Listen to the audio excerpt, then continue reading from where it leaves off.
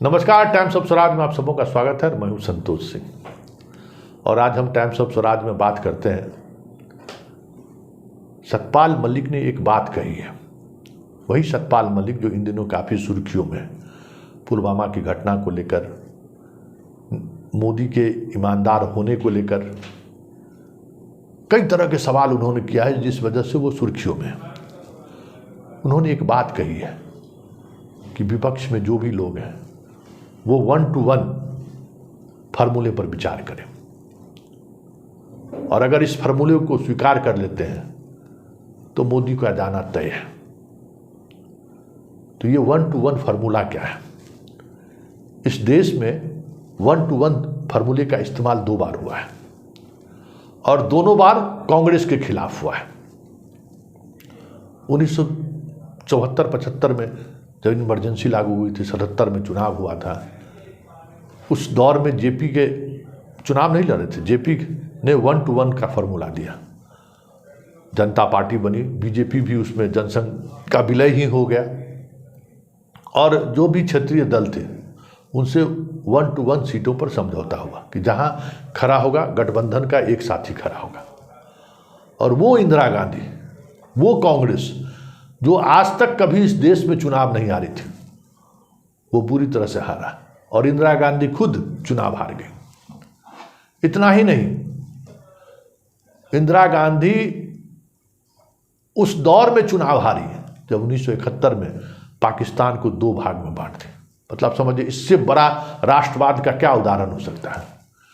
70,000 से अधिक पाकिस्तानी फौज को आज समर्पण उन्होंने करने को मजबूर कर दिया।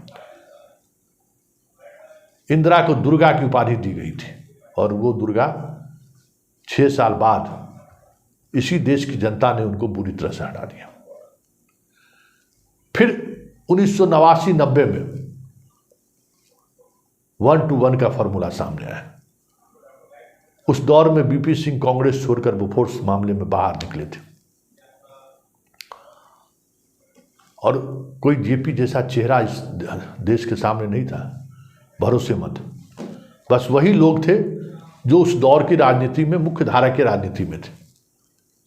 सब लोग मिल बैठे, वामपंथी भी और बीजेपी भी, और जितनी समाजवादी में पार्टी थे, तमाम पार्टी एक साथ मिलकर जनता दल का गठन किया। और जितने क्षेत्रीय पार्टी थे साउथ के, उन सबों से भी बातचीत हुई और 1 to 1 का फार्मूला तय हुआ।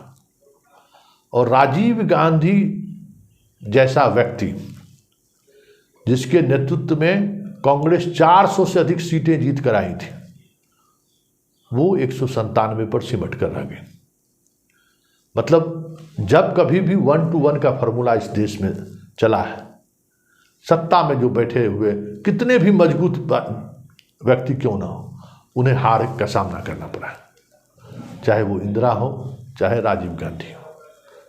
हाँ, ये अलग बात है कि 2024 में 1 to 1 का अगर फार्मूला तय होता है तो इस बार सामने मोदी है। कांग्रेस 1 to 1 फार्मूला के साथ लड़ने वालों के साथ खड़े हो दिखेंगे, और यही वजह है कि 1 to 1 फार्मूलों को लेकर जब चर्चा होती है तो विपक्ष के कई ऐसे पार्टियां हैं, क्षेत्रीय पार्टी, जिनकी लड़ाई सीधे कांग्रेस से है, और वो नहीं चाहते हैं कि कांग्रेस मजबूत हो। लेकिन इन सब से इतर जो सबसे महत्वपूर्ण बात है कि मोदी सीबीआई और ईडी के सहारे ऐसे तमाम विपक्षी पार्टियां जो सपने में भी कांग्रेस से हाथ मिलाने को नहीं सोच रही थी, वो मजबूरन आज कांग्रेस के दरबार पर दस्तक देने को मजबूर है, क्योंकि उन्हें लग रहा है कि मोदी के इस बेग से हमें कांग्रेस ही बचा सकता है। आगे आगे होता है क्या, लेकिन इतना तय मानिए कि इस देश की राजनीति में हर 20 वर्ष बाद, 25 वर्ष बाद कुछ न कुछ इस तरीके की करिश्माई घटनाएं घटती रहती हैं, और जो उस दौर का जो तानाशाह होता है, या जिन्हें जो लोकतंत्र को समझते हैं कि हम राजतंत्र की तरह उपभोग कर रहे हैं, उनको जनता जवाब देती रही है। देखिए 2024 में क्या होता है, ये अब आने वाला वक्त बताएगा, लेकिन इतना तय है कि 24 में भी कमोबेश 77 और 89 वाली स्थिति बनती हुई दिख रही है, इससे इनकार नहीं किया जा सकता।